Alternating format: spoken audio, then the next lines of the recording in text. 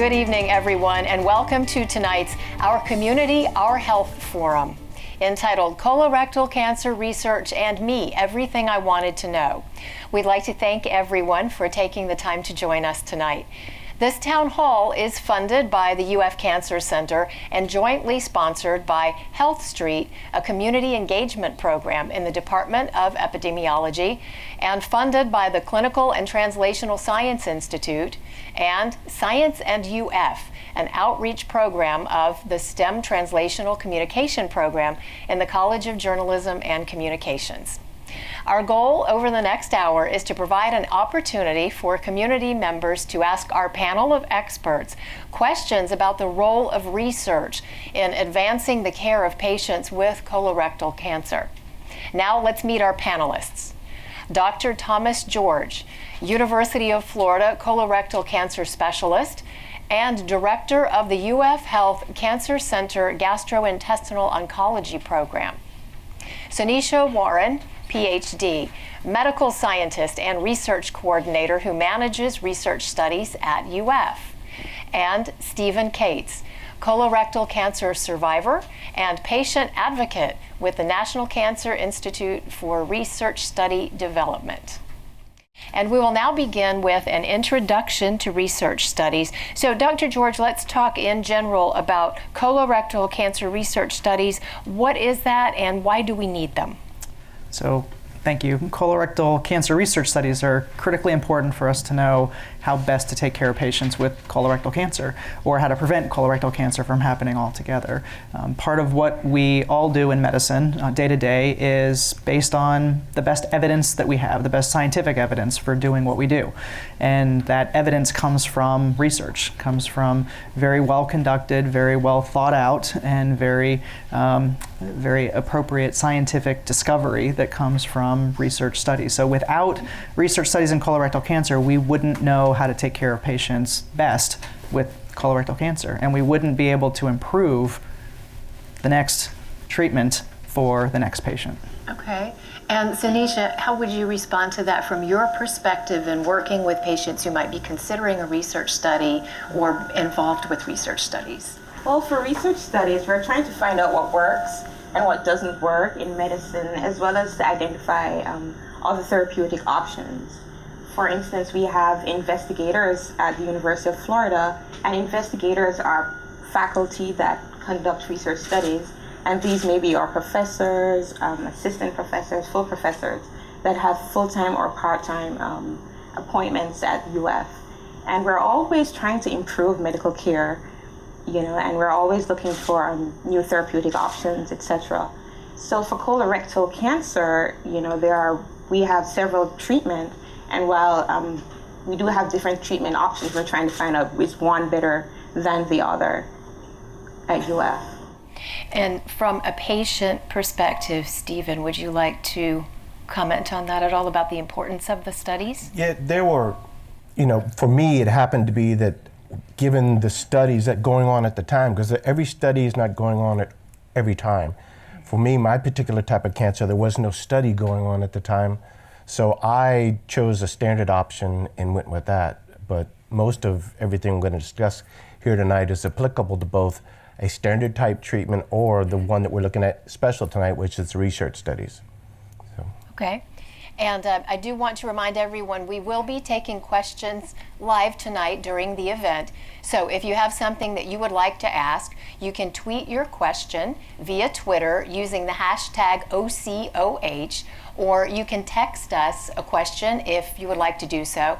If you haven't already texted the code OCOH to 22333 to join our polling session, please go ahead and do that. And once you've joined, then you can feel free to send us your questions, and we will try to make sure that we get those answered for you. And we do have a question from an audience member. If you would like to introduce yourself. I'm Sam Gaddy. I work for UF, work here at HealthStreet, the Cancer Resource Center. We run it at this point. But I think you touched on it a moment ago, but I'd like to know who conducts these research studies. Okay, thank you. So yes, I touched on it earlier. Again, it's usually you have faculty with part-time or full-time positions. They are the ones heading these research studies. And we also have professionals in training, example, or residents or postdocs or fellows, that they do conduct some studies which are usually minimal risk, like surveys or that have simple blood draws. So we do have our physicians that are usually heading these studies. There are also support staff members such as nurses and coordinators and managers such as myself, as well as physician assistants that also assist in study assessments and study procedures. And we do have a wonderful team of professionals that are helping to conduct all these research studies at UF. Most of the studies, long before they're ever implemented, there's a whole vetting process that they go through to look at these studies. What's being done? Has it been done before? Can we leverage what's been done before and add something extra to it? So the studies from the National Cancer Institute, they look at them. I know Dr. George put forth several, and they'll go before committees and they'll go through them and they'll actually vet them, and it's very rigorous. So by the time they actually go to implement the study, it's been looked at by people who know a lot about it, and they're saying, yes, there's something to be gained by doing it this way versus that way. Okay. We do have a question that has come in via Twitter. Are research studies only for people who have no other treatment options? And I think that's a great question. I think some people, Dr. George, might assume that this is something that you do when you've run out of other choices, but that's not the case. No, not always. There certainly are some situations where research studies would involve a new treatment that maybe hasn't been used for that particular cancer, for the colorectal cancer, and the risks might be a little high, so it would be in a situation where maybe there aren't any other options, and a patient might want to consider that as an option. A physician might want to consider offering that as an option when there are no other good options available. But the vast majority of research otherwise involves making what we're currently know to be the best treatments available better, with less side effects or shorter in duration, or to otherwise optimize and improve patients' chances of being rid of the cancer or living longer and better as a result of the treatments. So they're not always involving just a last resort. Okay. And Sinisha, do you find that most patients are aware of that or not aware of that when they first become involved with the question of whether to participate or not, or if they're eligible? Yes, and we try to explain to them that yes, there are other treatment options, and physicians sometimes have a preference to prescribe one drug versus another, but there's no real evidence to say one is better than the other. So many of our studies, we're actually comparing two medications to have data and evidence to say one is a better drug for whatever disease versus another. So we do try to explain that to the patients to help them to understand that yes, there are treatment options, but we do not know. We don't know which is better. So which is why we're conducting this study, to get evidence for a better treatment option. Okay. Stephen? No, it's one of those, like I said, it's one of those things they're actually, by the time it gets vetted, they've actually had to justify why they should be allowed to do this research. What is the benefit that they're going to gain from it? So it's not a trivial effort. They really make it, prove your case before we ever even put people or ask people to participate in this. We want to make sure that it's worth their effort and ours. Okay.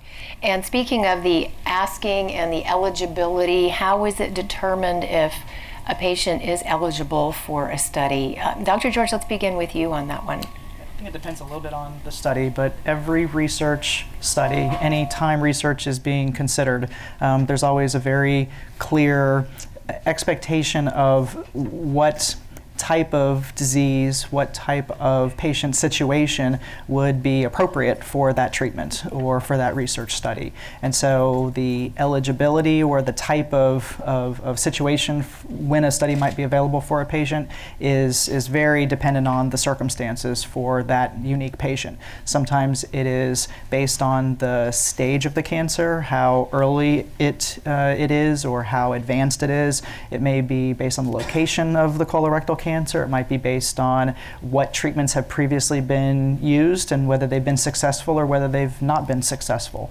So there's a number of different variables that are taken into consideration.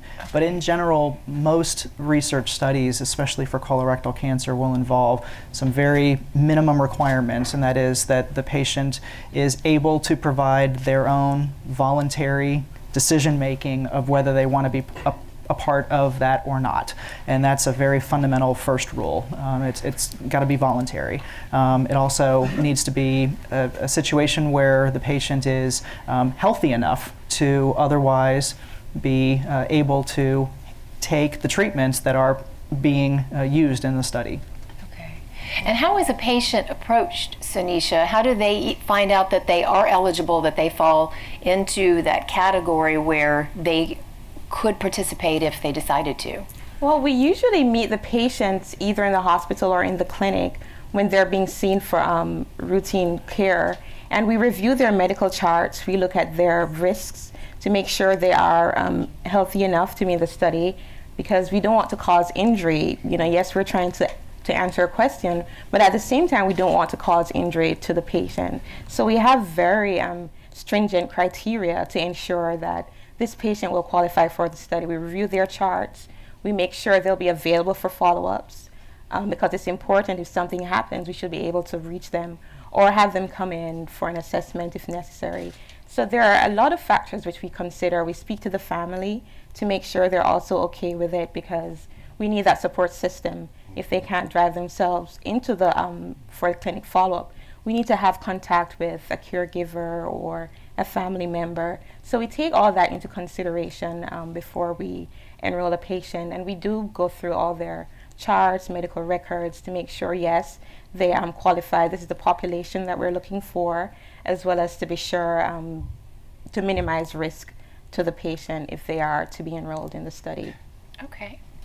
And it looks like we have another question for the audience. Hello, if you would like to introduce yourself and ask your question. Okay. Hi, my name is Asawan, and I'm actually a UF student. And the question that I have is, what factors should patients consider when deciding whether to participate in a colorectal research study? That's a great question. Stephen, would you like to tackle that one? Yeah.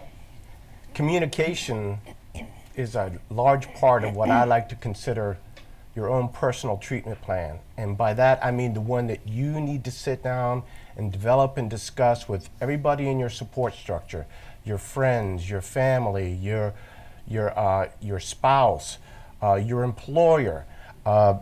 And the first one starts off with communication is your treatment team. Okay, you're meeting all these new people. You need to get a spiral-bound notebook. I mean, start writing down names and phone numbers and making sure that if you get a question later on, you can write that question down. So when you come back to your next appointment, or if you have an opportunity to talk to them, you can ask them the question and get that question answered right then and there.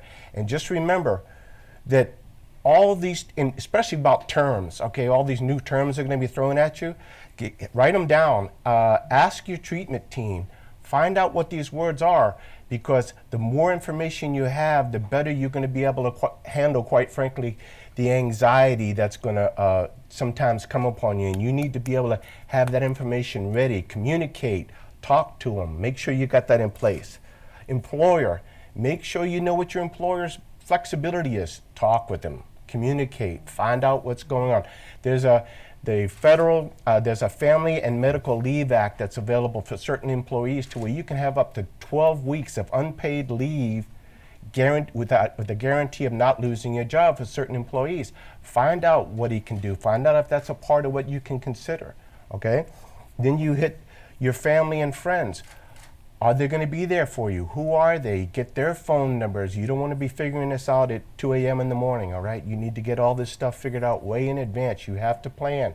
Planning helps helps you to deal with all the other things that are going on in your mind, because you got to realize it's coming at you like a freight train. It's like all this new stuff is like trying to take a sip off of a fire hose. It's just coming at you, and you're already trying to deal with the cancer word in your life. All this other stuff coming at you. Write it down, communicate, talk with people. Then you get to your the actual treatment schedule. Okay, what is it? How long? What, find out what it's going to be. That way, when you get with your employer or your family or friends, you can talk to them about how long you're going to need them there for you to help you out. What's the location of the facility? Is it local? Is it a commute? Is it a plane flight? Is it overnight? Get the logistics figured out. Sit down and come up with all that stuff. Side effects. What are they? They can tell you what the major side effects, the ones that they know about, are, but we're all different. All right? You know your body better than anyone.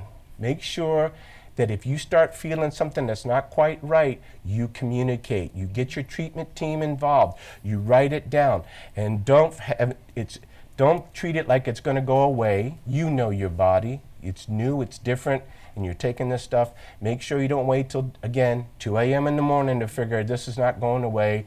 And your only alternative at that point maybe is the emergency room, where if you had called them early on, they could have probably gotten you something over the counter or something easy, some treatment, and could have headed it off way ahead of time. And these considerations, you've got to get on top of them, and you've got to get that little spiral-bound notebook and get yourself educated as best you can, and just get involved. I know there's a lot of things coming at you, but get involved, and communicate. And Stephen, you mentioned anxiety a little while ago, as well as your treatment team, and we have a Twitter question that relates to that. If I participate in a research study, who handles my care? Do I see my regular doctor? And you have a very good relationship with Dr. George, and we hope that all patients would have that, because that relieves some of the anxiety, I would think, having that relationship. So Nisha, would most patients be able to stay with their regular doctor if they sign on for one of these studies? Most of them would, because you're approached by your regular doctor to be in the study. Okay. And most times the doctor is a part of the study team. So most of them would be seen by their regular doctor if they participate in a study. For some of the follow-up visits, you may have another, a colleague that may assist the regular doctor for follow-ups and things of that sort. But usually it's the regular doctor, and we do collaborate with your primary care physician on your care. So whatever other physicians you are seeing, we send a letter to let them know that yes, you're in the study, and this is why you're in the study, and whatever medications you're taking. And we provide contact information for that doctor to call us if they have any questions at all, or is there some drug the patient should be avoiding while they're in the study. So we do collaborate on care with everyone that's participating in that patient's health care. And the patients, we make sure the patients are comfortable with all the decisions that are being made, and there's communication across the board of all doctors. And kind of a follow-up question to that, which is also which came to us through Twitter: am I allowed to change my mind if I decide that I don't want to be in a study any longer? Is that a possibility? Absolutely. It's completely voluntary. At any point that you've decided to participate in the study, you can change your mind for whatever reason and say, I don't want to participate anymore, and you are allowed to leave the study. We do ask, however, that you contact the study doctor before you stop taking the drug, so they can advise you on how to get off the drug safely. Maybe they have to wean you off. So we hope you don't stop taking the drug without letting us know. We usually have a good relationship, and we explain that to them. If you don't want to be in the study anymore, just let us know, and then we'll wean you off if necessary, or we can switch you to another medication. That way you're still being covered for whatever you're being treated for. Okay. But it's absolutely voluntary, and you can decide to withdraw from the study at any point. Okay. Dr. George, we know that minorities are underrepresented in cancer research studies.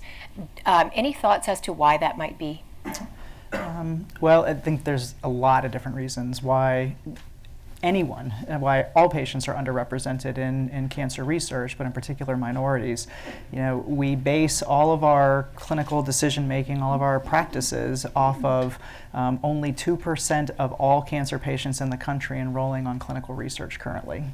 So there is a huge gap between what we do in clinical practice and what we know to be the best care, but part of why our advancing of the science of making things better for everyone is limited is because we really have not only a disproportionate representation of people who are on who participate in clinical research and research studies, but there are disparities in those who do. So it's 2% of a small number is already a small number. Is there anything that can be done about that? Well, there's lots of things that are actively being done and pursued. I think one of the most important things that has been done recently is the provision that if you participate in a clinical study or in a research study, that all of the aspects of your care that are otherwise considered standard must be covered by your healthcare provider, must be covered by your insurer. And with the Affordable Care Act and with more universal coverage happening for everyone and being available for everyone, that is increasing, I think, the ability of a lot of folks to participate in research that otherwise previously might not have. Okay. So that's a very important, improvement, I think, overall in the system. And very encouraging. I'd like to take some time to think about some of those more personal aspects of the process and the journey. And Stephen, if you would share with us a little bit about your story, your diagnosis, and what that was like for you. Well, when I first got diagnosed, it was rude and it was overwhelming at the time because I came out of a routine colonoscopy, and basically I'm coming out from under the medication, and they, boom, dropped that on me. So it was like, it was a challenge. It was a challenge to get my head right, to get my head around it, and basically I just didn't hesitate. I said, well, we just need to go with whatever needs to be done. Let's just start it right now, because backing off it's not going to help a single thing. So I just pursued it as hard as I could. Okay. And from that point, what sort of treatment options were you offered? Okay, there were no studies going on for my particular type of colorectal cancer at the time. So Dr. George, I consulted with him, and he basically said, well, and they looked at I had a whole bunch of ultrasounds and tests and everything of it, so that they looked at all my blood chemistry, and they looked at all that and said, okay, we've seen this before, this is what it is, this is how far along it is, and given that, as he indicated, or given that particular thing, this is the best course of treatment, that standard treatment that we can go with. And so I said, well, let's go with it. Okay.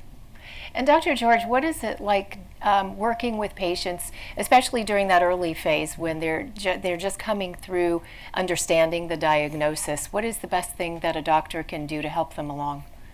Be patient and be available, because as Stephen alluded to earlier, that spiral bound notebook, that's not just if you're considering a research study. That's for anybody facing what's going on, because there are a lot of questions that come up. There's a lot of information that you don't think about until the drive home, or until 2 o'clock in the morning when you wake up. Yep. And you need to have a way to inventory all of that, write it down, and have it ready for the next visit, for the next appointment, and really be able to get your questions answered. I think knowledge is power, and that's part of what empowers you to be able to ask the right questions and do the right thing for yourself and for your family. And Sanisha, is that an important part from your perspective, is helping patients understand how to advocate for themselves? Absolutely. I ensure they understand what their options are and why they're being asked to be in the study and what will be required of them to be in the study, and again, the benefits, if any, and the risks. And I also have them to tell me back what you think the study is about. Do you understand what the risks are? Because it's very important. And I also give them my card, my number, to let them know you can call me for whatever question you have, and don't give consent to be in the study until you're absolutely sure, you know, you understand what the study is about, you understand all the risks, you understand all the visits that we're asking you to come in and participate in. Okay. So it's an ongoing process, you know, and again, since they can change their mind at any point, they ask questions as they go along as well. Okay. And it looks like we have a new Twitter question available to us that has just come in. How long do studies last, particularly colorectal cancer ones? Dr. George. I think it depends a little bit on the situation and the research study. For a lot of patients who are involved in research studies where the cancer is curable, there's a very finite period of time, very limited period of time where the treatments would be used to get the cancer gone, essentially. And then there would be maybe not so much in the way of treatments, but follow-up. Continue to keep an eye on them, checking blood work, checking x-rays, checking in on them, on the patients, to make sure that everything is going as expected. So the actual treatment may not be very long, but the ongoing follow-up and surveillance might be a couple of years. For patients who have incurable cancer, in general, the treatments last for as long as they're working. There's really kind of three rules. It's until the treatments no longer work, in which case medically there's not a reason to continue them. The treatments work so good that the cancer goes away, in which case that's the best case scenario, and that's what we're all hoping for. Or the third case is where the patient says, you know, I'm not interested in doing this anymore for whatever reason, and you know, they can pull the brake cord on it at any point in time. So there's medical reasons why the treatment would stop, and there's patient reasons why the treatment might stop, and those are all and both happening at the same time. Okay, so that's how that works. And another question via Twitter that has just come in to us. What kind of lifestyle changes could you expect when you sign up to participate in a study? That's a great question. Well, I looked at it, you know, because you start looking. The first thing, if it was coming to me, I would be sitting there going, okay, what can I realistically expect from the side effects? In other words, are they typically, for lack of a better word, debilitating type side effects, or are they something I can live with? And everybody's different. So you're going to have to be aware of them, and you're going to have to make sure that you've already talked with your employer and you said, hey, you know, they're saying I might have this, and you've got to have that's why that plan is important, to be flexible. So as you're going along and you're communicating, and maybe I was very fortunate. I had very few side effects or things I had to worry about, and I was basically my lifestyle didn't change relatively little at all, other than missing out on going to work a couple of days. Just some days you just not up to it, right? So I missed a couple of days of work, but most of the time, even with the radiation and everything else that I was going through, I had very few. I was fortunate. I had very few side effects. Now, as you went through the process, we've talked about having opportunities to make decisions about your treatment. Well, did you have to make any decisions about yours? I know you said for the most part, the doctor said this was the best way to go, and so that's what I said to do. Did you have to make any decisions along the way? The only decision I had to make along the way were more, not about in terms of the plan. No, most of the decisions I had to make along the way were psychological decisions about how this was going to hit me, what I was going to do. Did I believe that because I'm an overcomer, I'm 33 years retired Air Force. I'm going to take that hill. I'm going to go, and I'm going to push hard. And then because I looked at my wife and my children were almost more devastated than I was. Okay. And so that had to be part of what I was looking at. That had to be part of my communications. Going back to what we were talking about earlier, which is that spiral bound notebook and asking questions. half of the questions I asked were questions my wife and kids were asking me. Well, what about this? And sometimes they'd ask me questions and I'd go, oh, I didn't think about that. And so then I'd put that down and I'd go and I'd get an answer. I'd go to my treatment because my wife has done told me go get an answer for this. I don't know. 40, been married 40 years, I know better. There you go. So, but she was a good support team. I had a great support team. I had people that were there for me, that they were, sometimes I think more worried. They were more worried than I was. And I think make sure you take care of that. Make sure you feed back to them. I'm okay. Yeah, I'm gonna have a little rough day, but this is one of the few. I'm okay. That's good to go. Things are going good. The doctor's giving me good reports. Let's, and so because they need that. Because don't leave them in the dark. Keep them informed because they are just freaking out worse than you are. All right, just. Well, how did you get involved in being a patient advocate? Was that a result of all of your own experiences, making you feel like I've got to do that for somebody else? Yes, that was my radiation treatments. I would go in for my radiation treatments and I would run in, because that's usually when you go there is where other people are coming in, right? When you're taking your chemo, unless you're getting it infused into you, typically it's oral or whatever. But I had an opportunity to observe children going in for their radiation treatments. And as I reflected on that and thought about, man, what would I have? I mean, I know what I'm thinking, but if this was my kids, what would I be thinking? What? It was like, whoa. And I decided at that point that when I'm learning all I can from this because I'm gonna come back and I'm gonna do something, I'm gonna add something positive to all of what's going on here. I've got to. I see this and it wells up inside of me almost to tears that I've got to do something. And so Dr. George offered me an opportunity.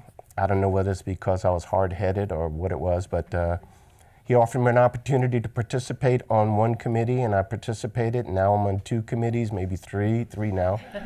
And I don't know whether it's because I'm willing to do it, but that's fine with me because I want to get there. And if I can make, like I told you earlier, if I can go out there and make a difference in one person's life because of what I've been through, then that's what I want to do.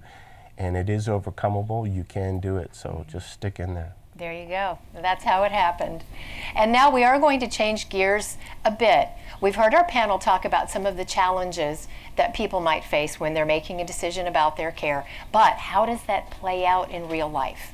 Now, the UF Center for Arts and Medicine has prepared a brief performance showing what these conversations sometimes look like.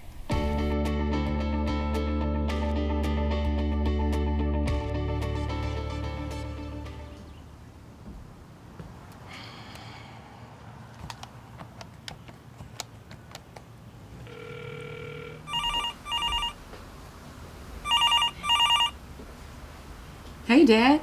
Hi, Lee. Have you got a moment to talk? Did I catch you at a bad time? Come on now, Dad. You know I always have a moment for you. What's up? How you doing? I'm okay, considering. I'm tired with the treatments. Yeah, I bet. Has Mom been making you your smoothies? Yes. Yes, she has. They're actually quite good. Now, I was wondering if you were busy on Thursday. I'd have to check my calendar, but I'm sure I'll be able to get a few hours out. What's going on? Well, I had a visit with my oncologist last week, and she suggested that I happen to the study at the university. Really? What kind of study? Well, it's for people like me with fairly advanced cancer, and it's a new protocol. It's a big decision. And I'm thinking I can really use your smarts next week discussing it with the doctors. But Dad, you know I hate hospitals. And I don't like getting involved with your decisions. What are you worried about? Well, the study involves trying different chemo combinations and not undergoing radiation. That doesn't sound like a good idea to me. From what I understand, radiation is really important. Are you sure you want to jeopardize your treatment? You see, this is why I need you to come with me, baby. Your mother doesn't know anything about these things. I need your help. You're all I have to keep me straight. I'm just not comfortable with this, Dad. You know that. Yes, I know. But Lee, this is serious. Now, what would happen if I started the study and it didn't work? Do you think I could go back to my regular treatments? I don't know, Dad. They would have to tell you that. I can't. Will they tell you if you're in the group getting the new treatment? I mean, sometimes they don't. I think so. Is that what open label is? I'm not sure. Lee, a couple of hours on Thursday is all I'm asking. Okay, Dad. I'll find time. When should I pick you up? Just past noon will be fine. Thank you, Lee. You're welcome, Dad. I'll see you Thursday. I love you. I love you too, Sweet Pea. Bye now. Okay, Dad. Bye-bye for now.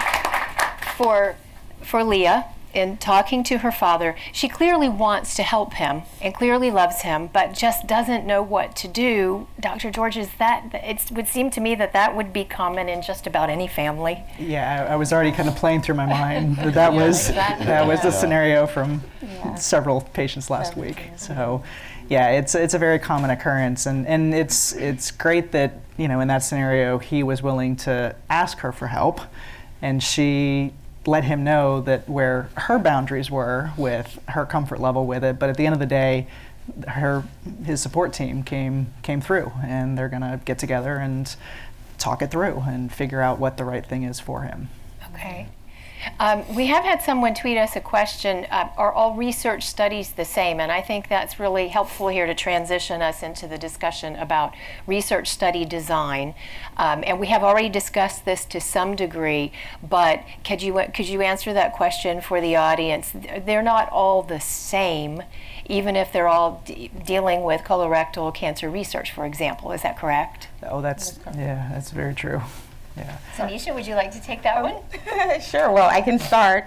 Yes, they're not always the same. You know, there are different risk levels. If it's a new drug, you know, of course, there's not much information about that, which is why we're doing the study. If it's an old drug, you know, maybe for a new indication, like Dr. George mentioned, maybe it worked in another cancer, now we're looking at colorectal cancer. Or it could just be, you know, surveys where we're following up on patients or doing chart reviews. So it depends on what question the investigator is trying to answer and what information is already out there. Sometimes we can find what we need just by reviewing patient charts, and the patient will still need to give us consent to do that. So they will still be participating in the study, even if we're just pulling information for whatever their standard care is. It's just there's a myriad of ways we can conduct cancer studies or any clinical studies. All right. Every research study, like I said, it gets vetted. So unless it's going to provide some benefit, that is, it's something new, something different that's never been tried before, it's not going to get approved. And usually there's already a set number of people, that's what they call an accrual. Once they hit a certain number of participants, it'll stop at that point, and then they'll start looking at the data that they've gathered to try and figure out, okay, what's our next step with what we've found out so far. Okay, and it looks like we have another question from our audience. My question is, if I'm part of a research study, is it possible that I won't get the same level of care as a different patient? Dr. George? That's a great question. So being in a research study, I would argue you actually get double the more attention to detail. So what happens when a patient volunteers for a research study, if it's a research study that involves a new treatment or a change in the treatment, is that they, as Stephen alluded to, there's already a vetting process, a scientific process, a safety process that goes into knowing that that is at least worth and safe to consider doing. But more importantly, there's, in addition to your doctors and your nurses and all of those individuals that would be part of your regular cancer treatment, you also have this entire second team of researchers who are looking over their shoulders, making sure that all the I's are dotted and T's are crossed and that everything is being done exactly the way it needs to be. And so you've actually got two teams working on your behalf, even if you're getting the standard of care, even if you are receiving treatment that you otherwise would normally be getting otherwise, but just as part of a research study. Thank you. If I may, just one more question. You were talking about a disparity as far as minorities being represented, but as we all know that unfortunately there's a lot of work, whether it's daycare work, as a cashier at McDonald's, as a nurse tech, that doesn't have very good medical coverage, or some that don't have any at all. And if you're underinsured or not insured, are you still able to receive and be a part of a research? Is that still available to you? That's a great question. Well, that's a very good question. Yes, you can still participate in research. We don't discriminate based on your insurance coverage. I think one contribution to the disparity is that people without insurance, they don't have access to quality health care. And it's within that hospital or clinic is when we approach patients. So already you can see that, many patients are getting left out because they're not coming in to see a physician where they can hear about a study, which is why I think HealthStreet is a wonderful program that goes out in the community to identify patients that we would have otherwise missed because they don't have they don't have access to quality health care. But not having insurance, it doesn't, for most studies, it won't prohibit you from participating in a study. And we have another audience member ready to ask a question. Hello, how are you? Hi, my name's Katie. I'm a Gainesville resident. I think just to follow up on that, are there places to find information about research studies outside of just, hearing from my doctor? That's a good question. Yes, the CTSI, the website ctsi.ufl.edu. You can go to that website. There's a community section that lists all the research that's going on at UF. And if someone is interested in participating in a study, they can go ahead on the website and search for research studies that are appropriate to whatever condition you may have that you're interested in having participating in a study for. You can also go to clinicaltrials.gov if you're interested in being a part of a clinical trial. And I've had patients who simply Google, whatever condition, and then they'll call me from all over the state saying, I have this condition. Is there anything going on that I can participate in a study? And there are a myriad of ways that people can find out about studies besides in the doctor's office. Okay, good. And we have a new tweet available to us. Oh, I'm sorry, go ahead. No, it's okay. I would caution against the Dr. Google part.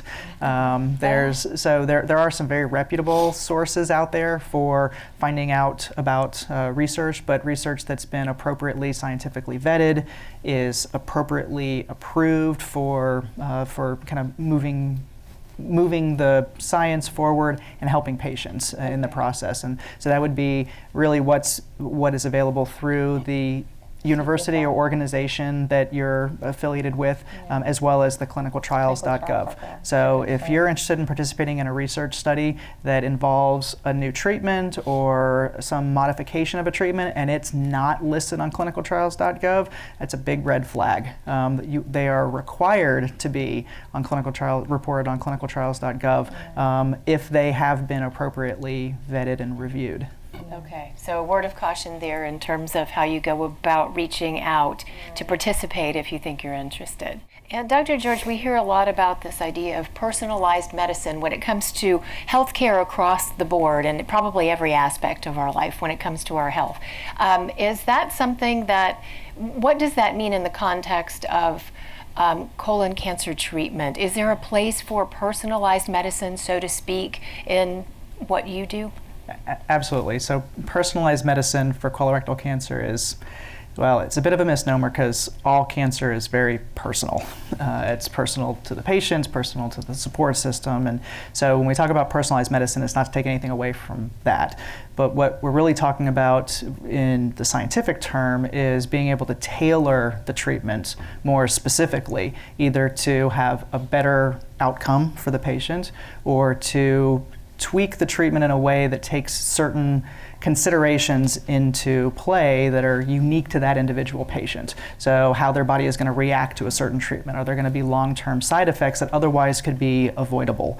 You know, other things that go into that. So that's what we really talk about with personalized medicine. And in the era that we're in today of genomic profiling and deep mutational sequencing of tumors and pharmacogenomics and all sorts of other aspects of scientific discovery, we're just finally starting to chip away at really getting at not treating a patient based on this is their cancer, how it looks under the microscope, but this is how their cancer behaves. This is what we can predict about their cancer and head it off at the pass.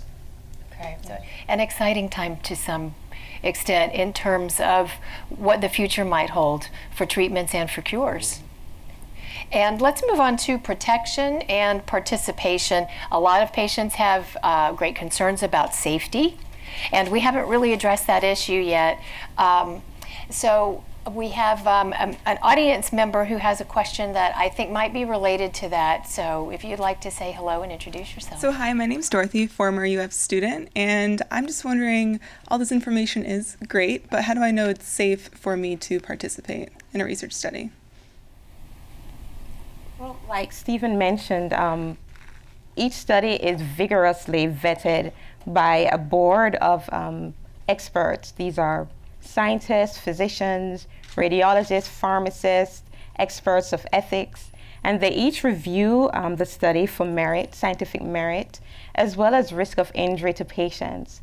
And they will not approve a study unless the risk is minimized or adequate provision has been made for any risk of injury to the patients.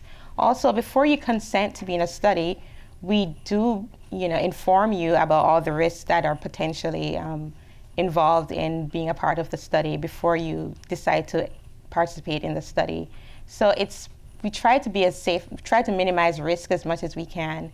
And before an investigator recruits patients, this board has to approve the study as well as re-review it periodically to ensure that if there's new information, the patient is not being withheld treatment, that could improve their care, as well as if there's any injury or any adverse events, then we inform the patients that this is a new event that we weren't aware of before. So we do keep you informed, and we make provisions in the case of an injury, how we would handle that treatment of whatever condition that arose from that. And an audience member also has asked via Twitter, how likely is it for me to become injured or sick during a study? Is that very common or is it uncommon? Everybody's different. Yeah. Everybody's different. If you sit down and you read some of the medications that over-the-counter medications that you take today, and they list all the possible things that could happen to you, all right? You're like, why would I? Okay. And that's the same problem that question entails. Is everybody is different. Everybody's chemistry is different, and so what affected me, I developed a symptom after long-term.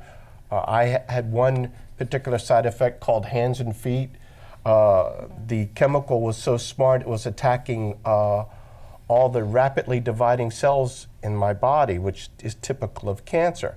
Well, the problem is your hands and the soles of your feet are also replacing at a very high rate, okay? So I was engaged, and I called as soon as I saw something, and he said, and he adjusted, and we moved on. And that's why the communication has got to be there. You've got to be engaged. You've already got your contingency plans in place. It's a reasonably good plan and a reasonably good way of approaching it. I can hear that conversation now. Dr. George Stevens on the phone. Stephen, what are some of the common reasons that people do decide to participate in research studies? As Dr. George indicated earlier, the worst case scenario, of course, is that there's no other treatment available for that particular type of cancer. Another one could be this particular treatment says there's no surgery, or this particular treatment says there's no radiation, or this particular treatment might provide some benefit to you, and that's something you have to really, really look at, and because 2 a.m. in the morning, you have to have already decided that this was a good idea and that there's a benefit and that there's a light at the end of the tunnel, and you know why you're doing it and you know what's going on here and you're engaged and you're informed, and you know you got to have all that going for you before, and you can do it, and that's why you would participate, as you see something in there for you. And for other people too. Some people do it thinking this might not cure me, but it might cure someone else. For the common good. There are people that, I mean, because sometimes, depending on what they inform you about what's going on here, it could be, well, we're using, the standard treatment uses drug X. Well, this treatment's going to involve drug X plus drug Y. So we think that there's a benefit in there in terms of maybe your treatments. There won't be as many treatments. It won't be for as long. I mean, there's a lot of factors and a lot of moving parts, but you sit down there and you take your notes and you figure it out and you decide whether this is something that you really want to go after, and hey, this looks good for me and I'm up for it. And we're getting near the end of the discussion, but we wanted to make sure that everyone's questions were answered who's here tonight. If there are any other questions from the audience, we'll be happy to take those now. And for Dr. George, for Stephen, or Sanisha, if there's anything else that you would like to ask. I was wondering, is there a review board? I know you talked about, the ethical committee and all that, but say, for example, you're in the process and you feel that as a patient, you're more of a guinea pig than a patient and you're not being treated with a level of respect. Is there a hotline or a form that you can fill out to have your case or your situation reviewed or looked at? Well, if there are concerns, we do provide a number where the patient can contact, to express their concerns that does not involve the study team. And it's written in the consent form. So yes, there is a hotline provided for each patient, and they're free to call, and it won't affect their care at all. Good. They still receive their standard care, and if they decide not to be in the study for whatever reason, they can also do that as well. Okay. Well, thank you so much. I'd like to add something to that. Whether you're going in for whatever reason, anytime you're getting any medical treatment, whether it happens to be a research study or it's going in to have a splinter removed from your hand, okay, you are empowered as a patient. And we do have another Twitter question. They're coming in fast and furious. How many people are needed for a cancer research study? That's a great question. Could it be 10? Does it need to be 100? That's a question. That's a question that gets determined when the study is first submitted. There's a whole process where they determine what the numbers that they're going to need. It could be 400. It could be 1,000. It all depends on what they're looking at and all the different, because they call them different arms of the study. One part of the study could be using these 2 drugs. Another part of the study could be using just a single drug. So there's, depending on how the study is set up, it could, you could need different number of candidates to accrue the number that you need to really look at the study the way that it was designed in the first place. Okay. And statisticians are involved in the whole designing process of each study, and it depends on what the investigator is looking for. If it's a 20% improvement, etc., the statistician will let you know, well, you need this many patients. We account for some that may fall out of the study, but we still try to have as few people that we need to answer that question. That way we're not enrolling too many patients that we don't need and placing them at risk if there's any. So statisticians do help us to find a good number that we need, and that can vary from hundreds to even thousands. It just depends on what they're looking for and what improvement they need. Now, Dr. George, are there some studies that are based on patient records where patients don't necessarily even have to be involved? I know you mentioned cancer survivorship, for example. Would that be something where you could look at a population of people who have been treated a certain way or with a certain treatment and then determine survivorship rates just based on records where the patients are not directly involved at all in that kind of research? Yeah, absolutely. If the research involves no significant risk or very little risk to the patient, to the individual, and sometimes the scientific vetting process and the IRB, the Institutional Review Board, will say, you know what, you don't need to get the individual patient's permission because this is information that's already out there in the public records. So, for example, if the if just knowing if a certain population of patients have done well with treatments, but that can be gleaned from hospital records that don't involve knowing who the individual patient was, but looking at a group of patients where it's anonymous and it's de-identified.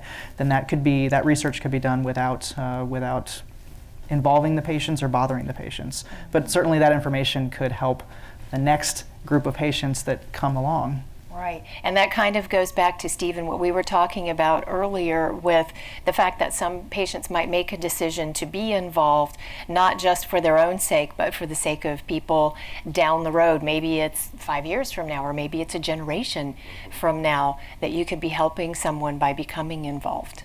That's what, like I told you, that's why I got engaged, and I just made that decision. I thought it was important because I figure if going through or helping to go through saves someone in the future not having to go through any of this, then sign me up. Yeah. Let's go. Good for you. And one more audience question, and again via tweet. Is there research about how minorities react differently to cancer research, or are there findings about it? That's a great question. Dr. George, how do you answer that one? It's a great question. So part of the challenge in answering that question is that because there have been so few minorities involved in colorectal cancer research, it's hard to know exactly how those individuals differ from other patients who've been involved in cancer research. So the more involvement everyone has in cancer research, the more we'll know how best to approach individuals. And individuals regardless of race, regardless of age, regardless of gender, regardless of ethnicity, regardless of hair color or eye color or anything else. I mean, it really is going to boil down to how is that individual patient, that one person, to be treated, not a population of people. And thank you all very much, audience and panel members, for being with us tonight.